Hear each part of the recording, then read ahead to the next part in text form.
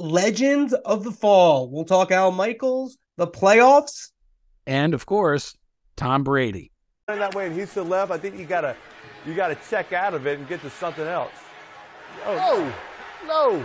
Oh, no, Tom, no. You got 3. Don't give away the 3. Just forced it. They tried to play action, Pate. He didn't have it. That's Tom's first interception in the red zone, I think, since he's been in Tampa. I don't think he's thrown one in 3 years. That is not like him, Dion. Wow.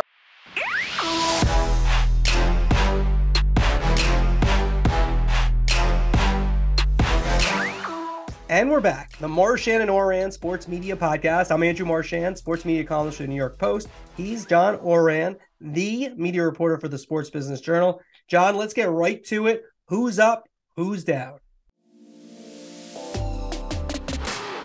Who's up? Who's down?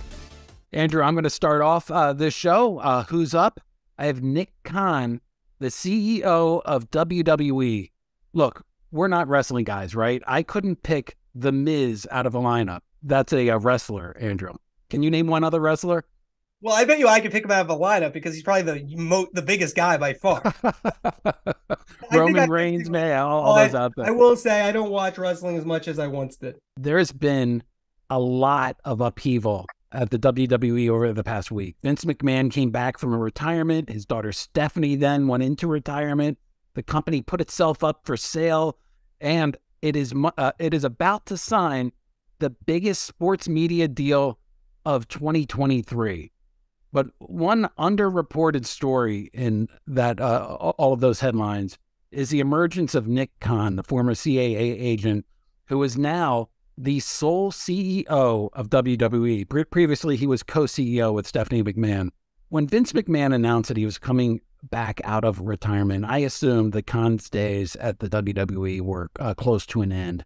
And it looks like the opposite is true. It looks like McMahon is going to rely on Nick Khan big time to help him sell the company, complete its media rights deal.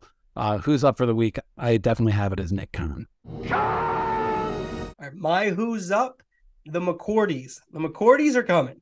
We see Jason McCourty every day on Good Morning Football and NFL Network. On Saturday, he was doing a playoff game on Westwood One Radio as the analyst for the Jacksonville game over the Los Angeles Chargers, the great comeback. Next day, he bought NFL Today. And Devin McCourty, his twin brother, Patriot, maybe going to retire. He's on the NFL Today for a second time this year.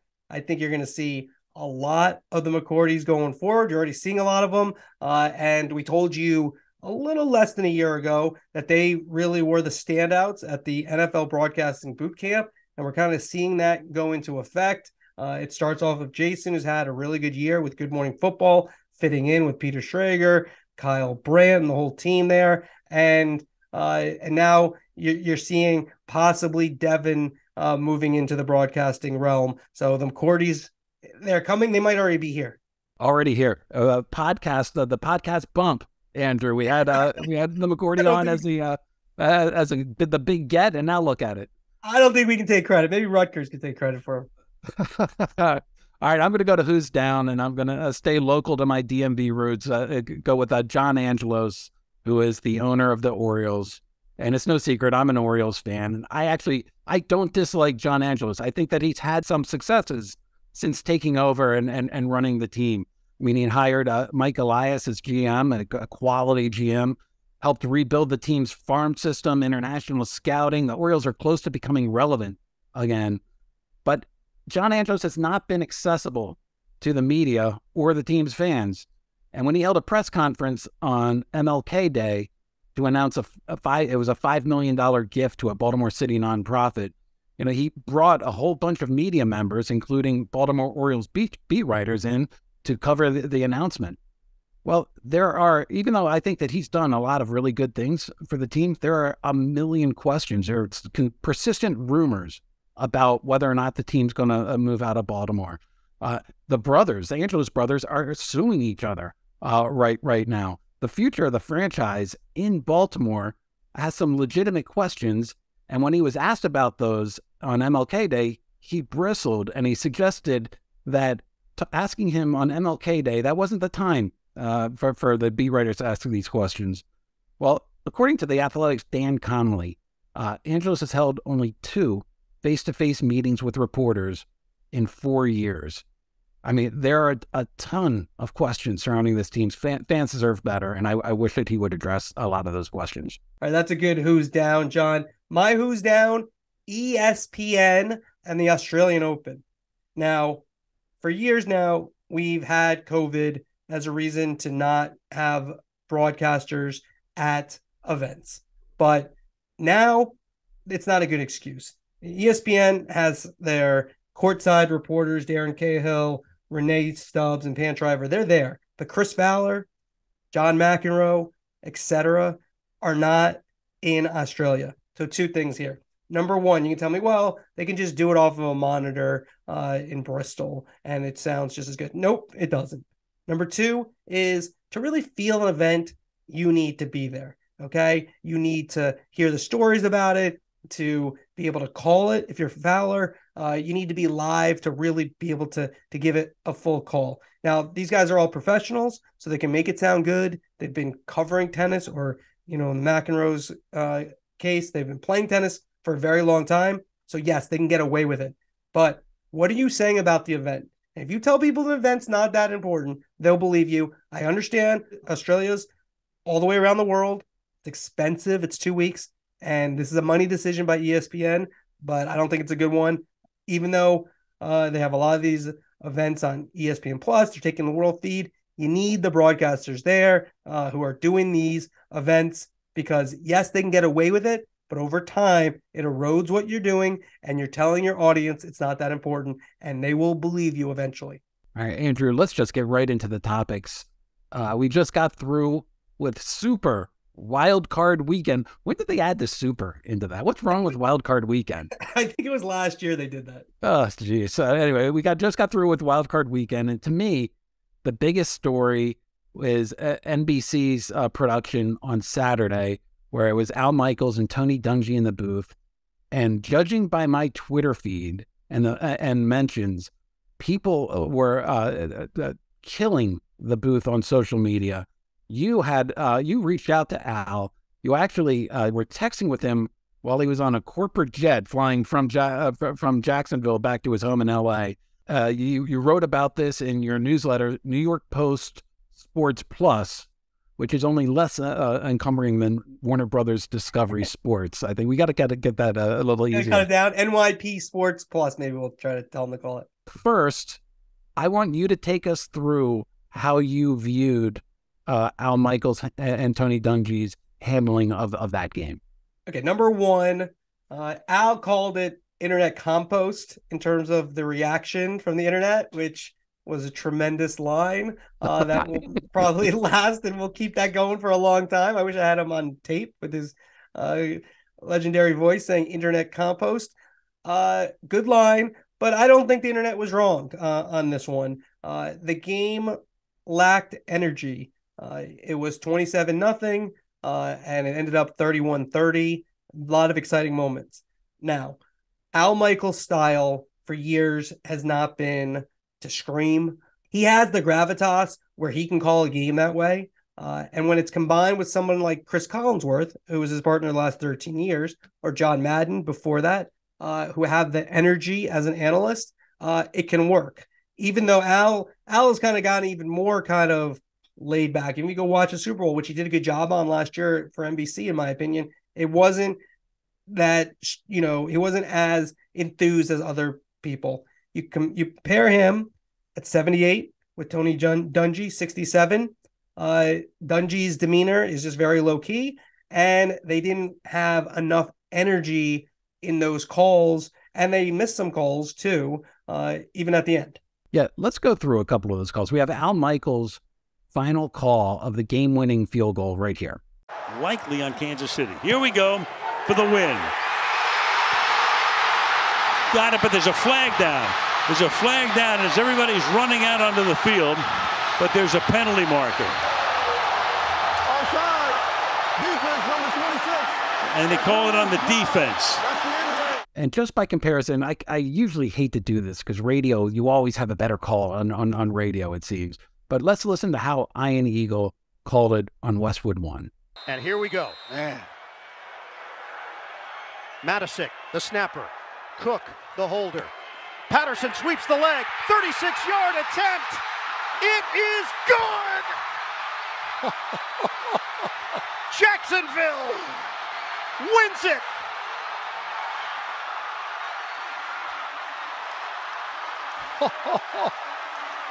I can't believe what we just witnessed. The Jaguars, down 27 points, come from behind. The roar of the Jaguars is real. 31-30, the final.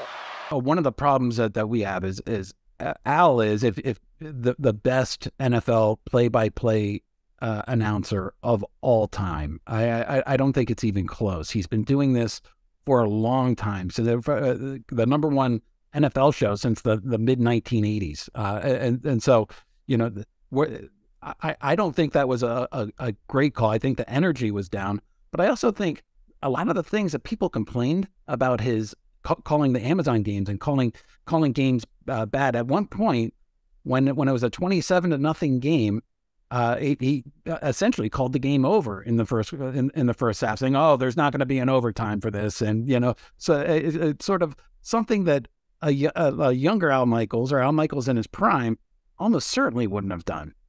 Well, it's two things. Al's right and wrong, in my opinion. He's right in that you want to be honest with the audience, right? And that's what he would argue with. The audience knows, they're aware of it. That said, the job is not to give up on the game, right? The job is to call the game. So when it's 27-0, you don't have to sell it, but this is a playoff game. So and honestly, I mean, I could show you, I was texting with somebody the other day and I said, Jacksonville's going to come back. I didn't say they're going to win. I said they're going to make it interesting when it's 27-0. And I'm not saying like that doesn't always happen, but the way sports are right now, I don't know. Things like that seem to happen more and more. You need to stay with the game. I think if you listen to what they said overall, it wasn't that bad in terms of the words. It was the energy. And Dungy is not used to each other. Look, Michaels pines to work with Chris Collinsworth. He wanted Collinsworth as his partner on Thursday night. I think he wanted him possibly to work with him this Saturday. So he wants to work with Collinsworth. You know, he and Kirk Herbstreit were okay. I think Herbstreit really tried to make that chemistry work. Al's been doing it a long time. But here's the thing where you can kind of get on Al, in my opinion. He's a legend, okay? We're not going to take anything away from him. But it's his job to look at Tony Dungy and make him better. So if he doesn't have the energy, then you have to bring them more energy. It's not, I'm just going to do it my way and that's it. You're a team. And so your job as the play-by-play guy, as the legend, as the greatest of all time, is to to figure out the broadcast, not just say, well, I want to work with somebody else. Your job is to figure out how to make this broadcast the best it can be. And Al was very happy with it, he said. And he liked Dungy, and I think he's right. Dungy didn't overspeak. And again, they were a new crew, so I don't think they're doing a three-man booth, but they needed some energy in there, and they just happened to get the game. This is the second year in a row NBC's had this issue.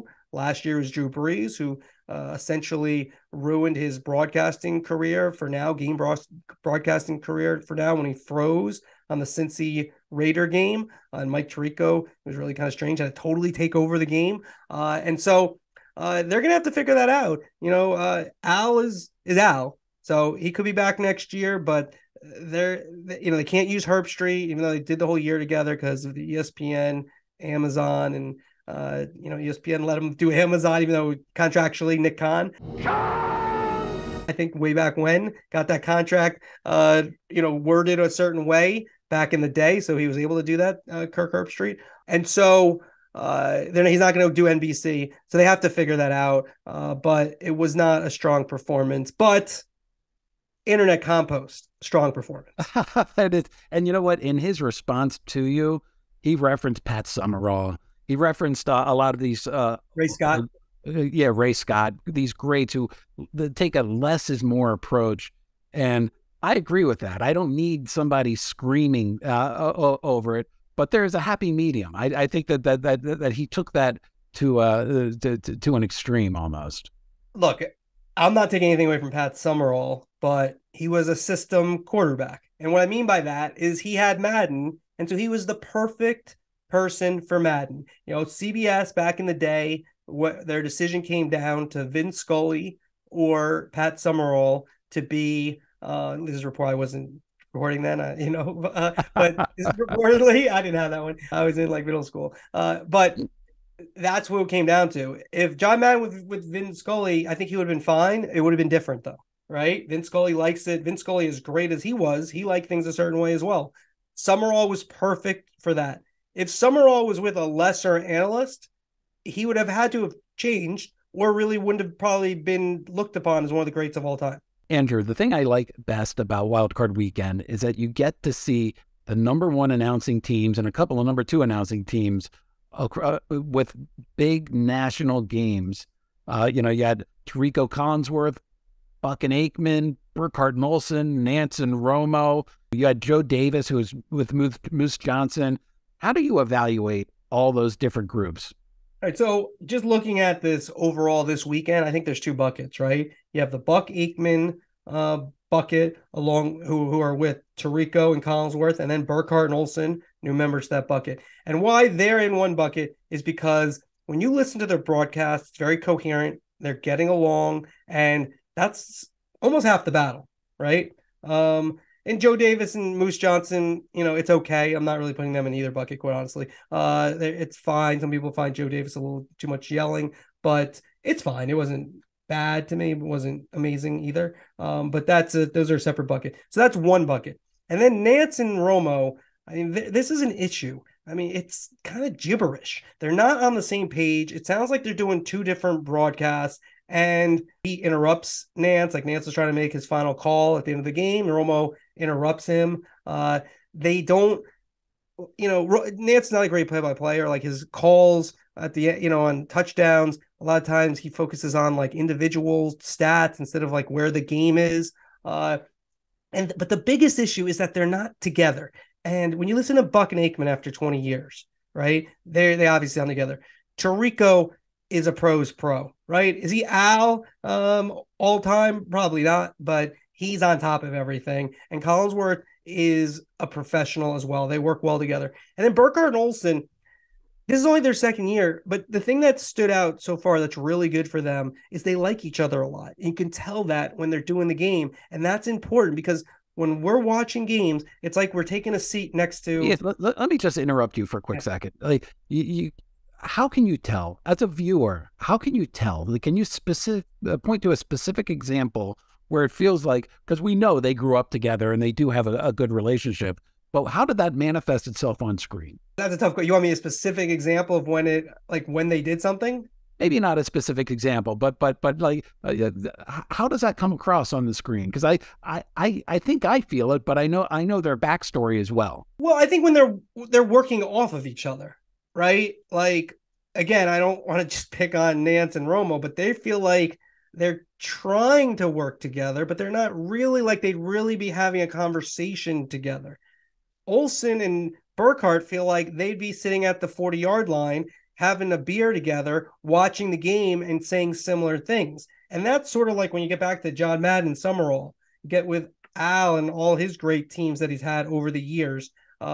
That's what you're getting, right? And are those two people connecting when you're watching the game and like they would actually sit with each other? And it's not like, somebody's older uncle and a younger guy kind of at the game together, which is more what Nantz and Romo kind of feel like. And so I think that's what I would point to. Burkhardt, again, I haven't fully because we have the Super Bowl coming up. I'm not going to fully evaluate till I'll do a Super Bowl review. But I'm taking my notes in my head and all that. They've been pretty good. I mean, Olsen, the one thing for Olsen that he should work on a little bit is when he does, we've talked about this a number of times, when you do the football talk, if you can't tell me in a sentence what you're talking about, of what that football talk means, right, then don't say it. Because I get it. There are people who will understand. I always use cover two. I'll ask you this again, John. Tell me what cover two is. There's cover 4 as well, apparently. But do you know what cover 2 is? I don't even know what an A gap is. Exactly. So if you say cover 2, say the the safeties are shading the corners and they're helping them out. Like, you just need that one A gap. Explain. Not that I'm like an expert or anything. I could even be wrong in these, but that it's just like, you look at the line, there's the A, B, C, D, E, F, D. This is why we call it the A gap. And it's just those little things. 7 route. It's called the 7 route because it's like a 7. It's like those little things. People like that because you're explaining football to them. You're still using the jargon. And again, Olsen's not overdoing it with that, but that's somewhere where he could go to another level if he's just explaining those things, because sometimes he'll get into his zones. He'll talk about different levels and some other terms. And it's like, it's not like awful, but it's not great because it's just like a little bit over, I think, most people's heads in terms of what you're trying to say. Like, you could make the same point, but just simplify it after that. But again, overall, though, those two are getting along. And when I get back to the Nantz and Romo crew, they sound like they're doing the broadcast for the first time together. Like, you know, that was Al and Dungy's problem because they were doing the game for the first time together. The Nantz Romo crew, they're supposed to be they should be in unity like Buck and Aikman, but they don't feel that way.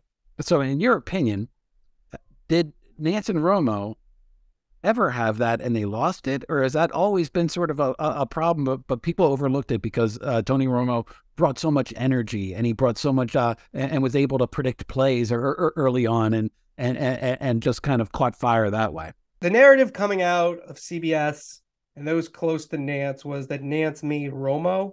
I would argue Romo made Nantz better when they first started. Nantz had just come off a bad relationship in terms of where the broadcast had gone with Phil Simms after they were considered pretty good. And then they did Thursday, Sunday, which is probably too much for them. And then they went the wrong direction. So look, I think Romo is also hurt by the fact that he's not just off the field. When you're just off the field after 14 years as a quarterback looking at defenses, it's easy when it's the next year or year after, you still are seeing those same defense. The game evolves. And if you're not studying film every day going into these games, you don't see the game as well. Like, I think you can make an argument Romo doesn't see the game as well as he did when he first came off the field, which makes sense. That's where studying becomes more important, where you have to put the time in on the film. You talk about Troy Aikman. He strikes me as he's putting in the time watching the film and understanding the teams that he's covering. Romo's been the shiny object. And I like Romo. Like, overall, I'm still not like totally like, I think he can be good again. And he'll probably have like a good line or two, like in the final 2 weeks, and everyone will like point to that. But just overall, the broadcast between the two of them is a little bit too much gibberish. All right. I want to get a little bit personal with the clicker here. Monday night, Andrew, how did you watch that game? I know you have your multiple TVs. Yeah. Well, midterm. So one of my kids was using my office to study. So I was downstairs. I had the iPad on with the Manningcast, and then on the big TV, I had the Buck and Aikman. Yeah, I'm a 2-screen guy. I have one television screen, which is stuck on the Manningcast. I love the Manningcast, and then I have Twitter up as well. So that's my second screen. Oh, so no Buck and Aikman. No Buck and Aikman. I stuck with. You talked earlier about wanting to have a beer with these guys, and how much would I love to be in a sports bar sitting with the Manning brothers and Deion Sanders, or the Manning brothers and Dan Campbell. And I just thought that's how it felt. I want to play one quick clip of the roughing the passer penalty that happened in the game when Deion Sanders was on. And I just thought the reactions were just so unique to watching television with living legends. Ball guys, come on, man. You can't even touch you guys anymore. Don't you guys want to play right now? Yes, tell the truth. Don't you guys want to play right now? Like, this is ridiculous. Yes. This is the look era. At this. Where's the roughing? Where is the roughing? Where is the roughing? He hit him in the helmet a little bit. That's all. He's kind of swiped a little bit. Come on. Come on, man. Let's just put a flag on him and just put a buzzer on him, and you just got to push the buzzer. What surprised me about this game is that I was very interested in the game. I mean, the Cowboys are a huge team. Tom Brady's potentially last game going out there as well. And I thought when the Manningcast launched, for a game like this, I'm going to go to ESPN. I'm going to watch it because I need to watch it that way. I started with Buck and Aikman. A couple of tweets alerted me to Deion Sanders being on. I went to the Manningcast and I never left. It's not a traditional play-by-play call, of course, but for me, it's just a really unique way of following the game and just hearing basically a podcast. I was into that game going in, Tom Brady, Cowboys. So I wanted Buck and Aikman. I wanted that real game feel, big game feel. And I did. I had both going on, both sounds at certain points, and I'd lower one. So, yeah, it's good to Manning. Here's a question. This is a clip I wish you had.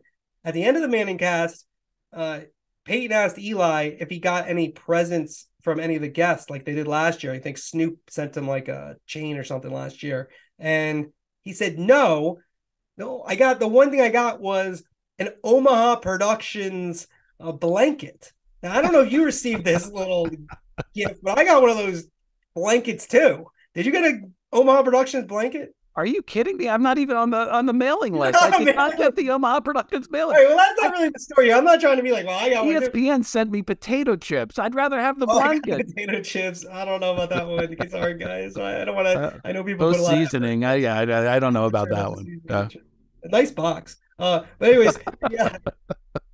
But so Peyton's sending Eli the same blanket that he's sending to me or whatever, whoever sends it from Omaha Productions? I don't think it came from Peyton. I mean, come on. You didn't get the blanket, huh? No, and I'm as positive on those guys as anybody, Andrew. I don't listen. You can tell me whatever you want. I'm not changing, okay? Anybody? I mean, send me a blanket. I'm not gonna send it back. I mean, thanks. I always tell people when they want, they're like, "Can we send?" He's like, "All right, yeah, no explosives." Take that bomb away from me. Take the bomb outside. All right, so let's get into what could have easily led off this discussion. Tom Brady is out of the playoffs.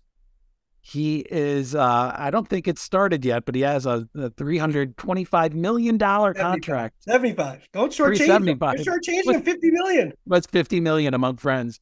Are we going to see him in the playoffs, do you think? What are the odds in the Fox studio? I would say if we do, it won't be till the Super Bowl, if that even happens. I think that's possible. Maybe the Super Bowl. He will not be in the booth. Like the idea that they'll throw him in the booth with Olsen and Burkhardt, I don't think there's any chance that's happening for a lot of levels. If he thinks he's going to play, I think he'll probably, who knows what he'll decide. But if he's going to play, then maybe not, right?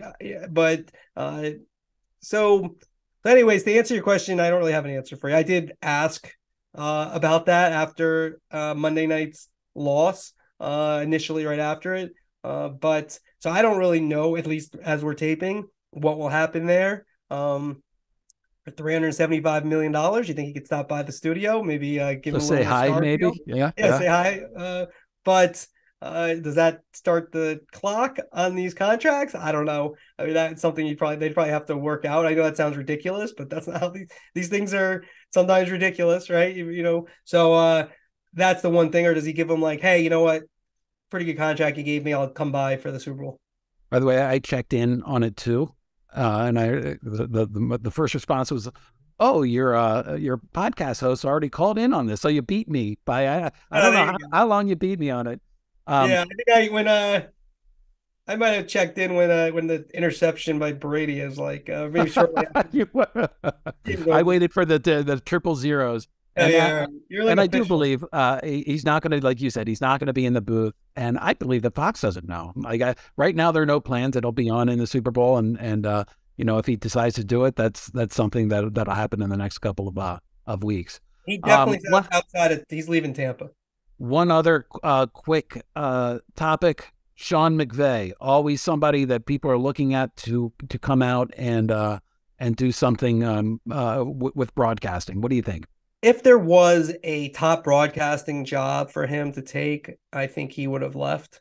I think Peter King had something about maybe some regret about not taking that Amazon job last year. I mean, to me, from afar, I don't know Sean McVay. It did seem like really good timing. You win the Super Bowl. They offer you $20 million. You go work with Al Michaels. You could sit back, collect your $20 million, and pick whatever job you want coming out. Now, 5-12. He's going to go back. He's going to have to turn around a little bit and have a good year or two to keep that shine on him. I mean, he'll still have it. I mean, he's still going to be wanted. But he's in a position where he doesn't have to be a guy. He's in his 30s. He's already making close to, I think, in the $20 million range as a coach. So he has plenty of money. So he can wait for that right opportunity. I wrote this in NYP Sports Plus. We just changed the name. Tell Chris Shaw, sports editor. We changed the name of NYP Sports Plus now. So I think the job that you could see him maybe going for is Collinsworth's. That's about 3 years down the road because he'll do a Super Bowl. Greg Olsen's putting himself perhaps in a position for that job too, though. If Brady comes out, Olsen continues to do well, has a good Super Bowl. He could have 2 of the next 3 Super Bowls. So, he could do that job. And Collinsworth could keep going. I don't want to tire Chris Collinsworth either. It's not a free agent frenzy, but there still is some potential movement there. It's always frenzy. That's why it's covered. People love free agency. Let's transition into college football. I had a story, quick thing. Kathryn Tappen to the Big Ten. She'll be the sideline reporter on NBC's new primetime network. But the big question is, who's going to be the commissioner of the Big Ten? And is it going to be a TV executive, John? Let us know. Let us know now. I love doing these stories about who the next commissioner is going to be. And I'll always promote the media executives because they do the biggest deals that are out there. Here's a problem with getting a TV executive right now is that their media deal is done for long term. So the names that consistently come up, Burke Magnus, who has a big job at ESPN now, but he also is the guy that launched the ACC network, the SEC network. He cut his teeth on ESPNU. He's somebody that knows, understands, and loves the college game, and somebody who would be great in that position, I think. Mark Silverman, he ran the Big Ten network. He's now a president over at Fox. He's one of the guys that helped negotiate these media deals for the Big Ten. He loves the Big Ten. He lived in Chicago for quite a while. Is that something that he would want to do? His name comes up a lot, but it's not really a dark horse anymore. It's been out there. The one I'm looking at is the SEC and the Big Ten have really separated themselves from the ACC, the Big 12, and the Pac-12. The ACC commissioner is Jim Phillips, who used to be the athletic director at Northwestern. He has Big Ten ties.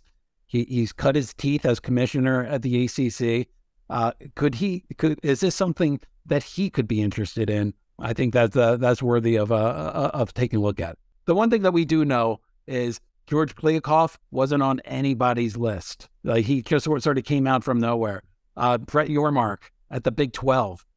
Nobody would have predicted that he would have gone in there. So the traditional route of you need to be an AD or you need to be in sort of college sports to rise up to commissioner, that's been thrown on its head by the Pac-12, by the Big 12. Yeah, that is a big job, and they do have the long-term deals with with not ESPN, with NBC, CBS, and then of course Fox, which is running the whole thing there at the Big Ten. Maybe they should just make like Fox the commissioners. Eric Shanks as commissioner. Eric Shanks should be commissioner. Is he the commissioner of the USFL? I think he could be both, right? Yeah. Not, right? Isn't it Moose Johnson? Yeah, all the pipeline, Big Ten to the USFL. And Andrew, before we leave, I should mention Kevin Warren also was a non-traditional hire for the Big Ten. He came from the NFL, the Minnesota Vikings, into the Big Ten role. Another big surprise when he got hired. Yep. Now back to the Bears for Warren. All right, you had a hiring story last week, at the end of last week. You're ruining the podcast rules. You're supposed to do it before we have the podcast, not after. So you get your timing right there. But Billy Chambers to Major League Baseball. Just explain, please, if you can, who Chambers is, what it means, and where we're going. This move by baseball to hire Billy Chambers is the first real step baseball is making to solve its RSN problems. Billy Chambers is a veteran regional sports network executive. He spent, I think it was 2 decades at Fox Sports and at Sinclair. He's the one that is in the room doing these rights deals with all of the teams. He knows he knows these deals inside and out.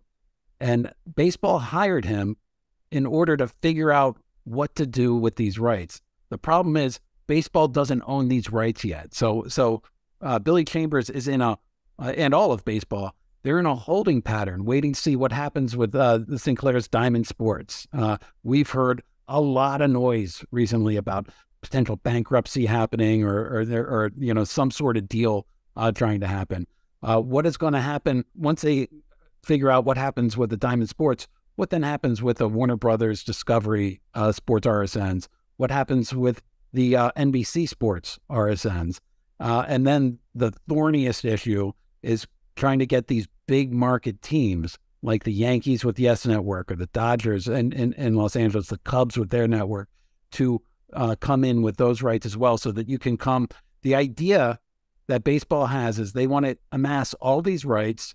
They want to use probably MLB Network to show regionalized games. So if you're in the East Coast, you see, whatever game you get, and if you're on the West Coast, you see whatever game is in your market, and also stream these games complete with extra innings, do away completely with blackouts, and just go forward with a robust service that both streams and sells directly to cable operators. The idea, cable operators and satellite operators. I mean, I've talked to a couple distribution executives, and they're pushing for this. They want to get some sort of ownership take. I need a siren here, though. I need a siren here.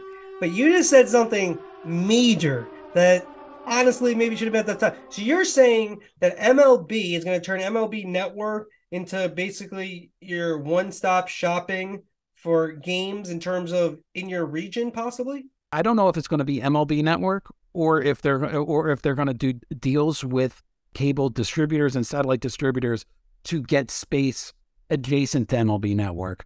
But it's going to be like MLB Network, which, by the way, is suffering through the exact same sub decline as everybody else. And so you're going to get the distributors buying the games so that you and me, with our cable bundle, we can still watch those games. But if you give it up, you're going to be able to watch whatever game streamed for whatever the price is going to be. I'm sure Billy Chambers is getting paid a nice salary. He's going to have to figure that out, because we'll have to talk about, we're going to have to get more into this. I'm going to have to do some I just don't understand how that totally will work. Like, at least in New York, right? With the Mets and Yankees. You're going to be screwed in New York. We are screwed. Hey, I don't want to hear that defeatist attitude. I want to hear you upbeat. We are screwed. There you go. You're going to try to talk the Yankees into playing nice. Why would they do this?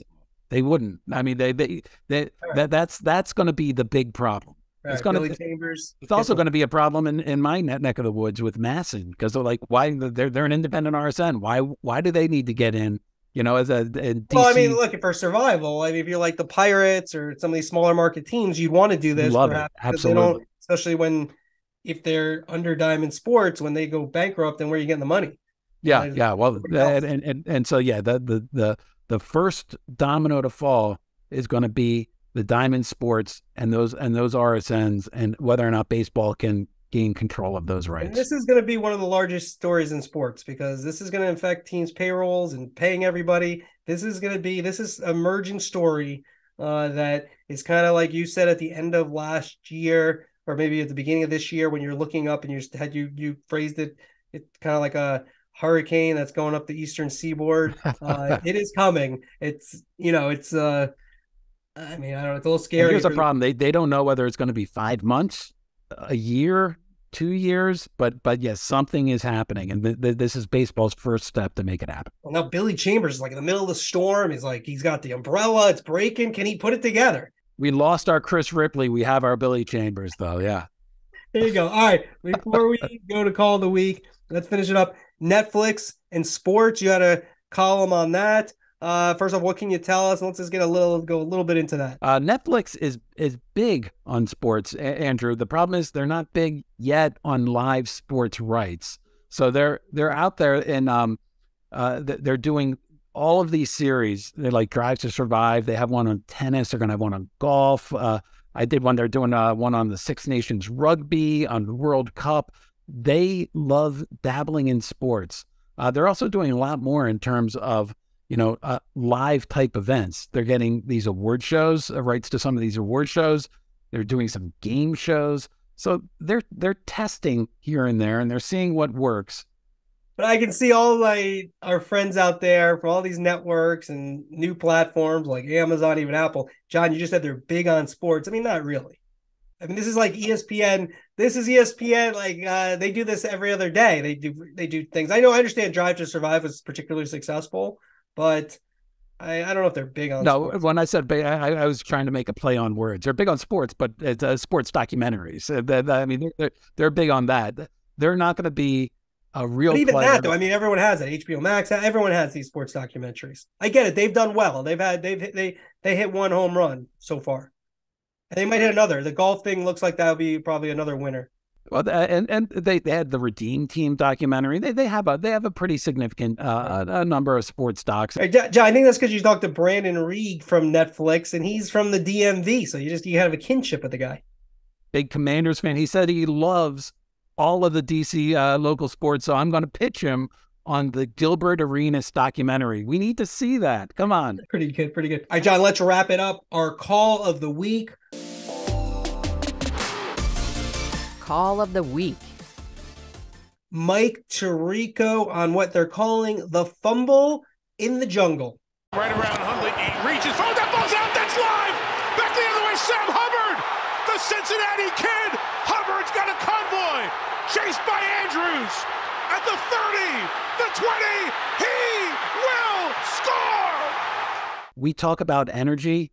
He brought the energy. He didn't scream. He wasn't sort of outside himself. I'm a big Tirico fan. I think Tirico calls a very professional game, and I thought that was he rose to the moment on that one. Excellent call. He's really well prepared, Tirico.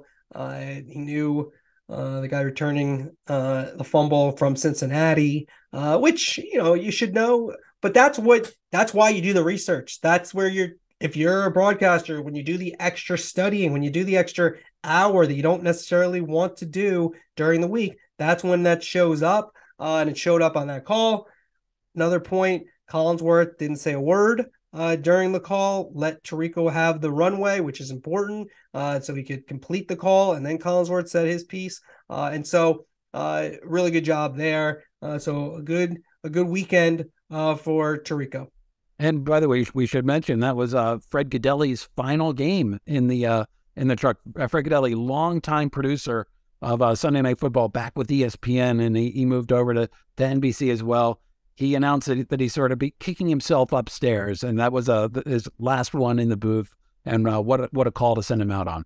Yep, last one in the truck, and I guess he'll maybe be in the truck a little bit for Amazon next year. Still be on Amazon, but and then he'll be an executive with NBC Sports. I did like when they showed Gaudelli. He did not during the game to pay tribute to him. He did not look at the camera. I thought that was tremendous. It's just like, by the way, I'm focusing on doing my job.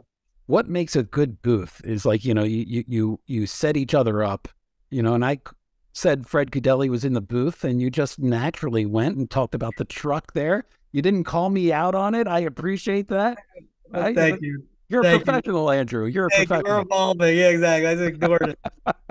Now you point it out. Now everyone who didn't even, they've already like, oh gosh, this thing's finally over. Now they know you made the mistake. All right. But listen, despite that, if you could like us. You like me. If you could give us the 5 stars, if you make a comment, that's nice. We appreciate all of you listening, and we'll see you next week.